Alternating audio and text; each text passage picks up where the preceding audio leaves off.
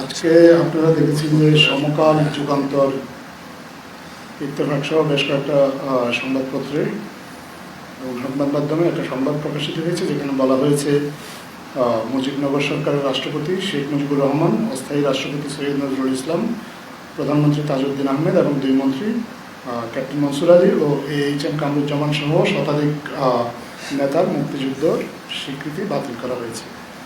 এই খবরটি সম্পূর্ণ মিথ্যা, ভুয়া, ভিত্তিহীন এবং বিভ্রান্তিকর। আমরা ইতিমধ্যেই গতকাল যে প্রজ্ঞাপনটা সরকার থেকে ইস্যু করা হয়েছে সেটা আপনাদের সাথে শেয়ার করেছি। আপনারা এটা যদি একটু মনোযোগ দিয়ে পড়েন তাহলে আপনারা নিজেরাই বুঝতে পারবেন যে এই খবরটা ভিত্তিহীন।